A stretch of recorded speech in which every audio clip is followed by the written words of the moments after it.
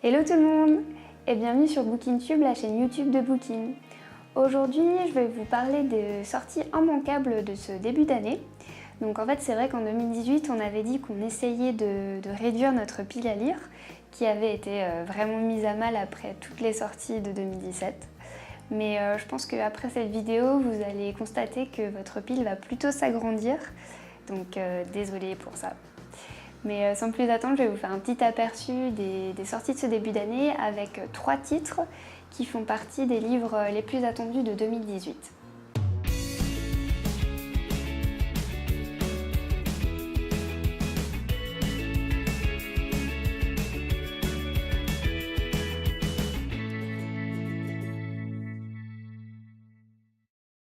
Pour commencer, j'aimerais vous parler du nouveau roman d'Andy Weir qui s'appelle Artemis et qui sort aux éditions Brajlon le 17 janvier.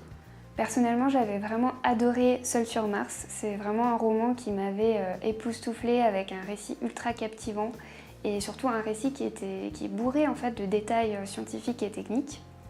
Donc je pense que les attentes des lecteurs sont assez élevées pour ce nouveau roman. Et d'ailleurs, les droits ont déjà été achetés pour une adaptation au cinéma. L'histoire tourne autour de Jazz, qui est une jeune femme qui vit sur Artemis depuis ses 6 ans. Donc en fait, Artemis est une cité lunaire qui est divisée en plusieurs classes, avec les plus riches en haut de l'échelle sociale, et qui est vraiment en proie à la corruption. Donc en fait, Jazz est une porteuse, c'est-à-dire qu'elle va livrer à domicile des denrées qui sont importées de terre. Et en fait, elle fait partie d'une des classes les plus pauvres de la cité. Et en fait, sa vie va vraiment basculer le jour où elle va accepter un job que lui propose un de ses riches clients, qui va en fait la mêler à un complot qui vise à renverser les dirigeants de la cité. Avec Artemis, Andy Weir nous promet vraiment un nouveau thriller qui, je pense, est digne de Seul sur Mars, avec toujours une histoire très axée science-fiction. J'ai vraiment hâte de voir comment cette nouvelle héroïne va évoluer au sein de la cité lunaire et surtout de découvrir les spécificités de ce nouvel univers.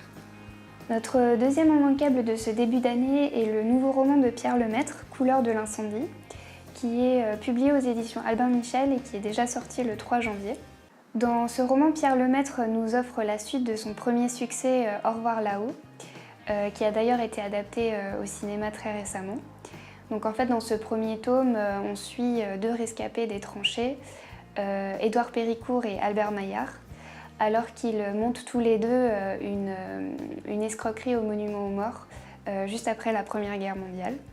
Dans Couleurs de l'incendie, qui est donc le deuxième tome de la trilogie, on va suivre Madeleine, qui est en fait la fille du banquier Marcel Péricourt, alors qu'elle fait le deuil de son père et qu'elle hérite de son empire financier.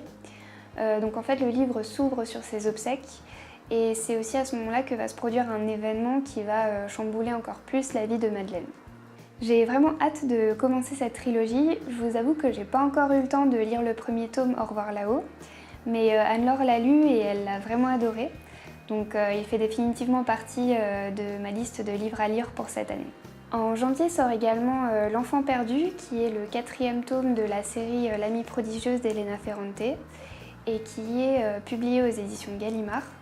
Donc en fait, je vais plutôt vous faire un résumé du premier tome pour ne pas trop en révéler sur l'histoire. Dans le premier tome, l'auteur nous dresse le portrait de deux jeunes femmes, donc la narratrice Elena et son amie Lila, qui vont en fait passer leur enfance et leur adolescence dans un quartier pauvre de Naples dans les années 50. On va voir que leur quotidien est animé par les habitants et les traditions de leur quartier, qui est parfois aussi teinté de violence, mais surtout par leur envie commune de faire des études, malgré les réticences de leurs parents. Et en fait, on va vraiment pouvoir suivre les deux héroïnes alors qu'elles vont voir leurs relations et leur destin évoluer au fil des tomes. Pour célébrer la sortie de ce 4e tome, on a décidé de lire le premier tome, L'Amie prodigieuse, pour notre book club Booking pour le mois de janvier. Donc si vous souhaitez nous rejoindre, je vous laisse le lien de notre groupe Facebook dans la barre d'infos. Voilà, cette vidéo est maintenant terminée et j'espère qu'elle vous aura plu. Si vous aussi vous attendez avec impatience des sorties pour ce début d'année, n'hésitez pas à nous en faire part dans les commentaires ici ou à venir discuter avec nous sur les réseaux sociaux. On a également fait un article avec une liste un peu plus longue de livres incontournables pour ce début d'année. Donc je vous mets aussi le lien dans la barre d'infos. Et on se retrouve très vite pour une nouvelle vidéo. À bientôt!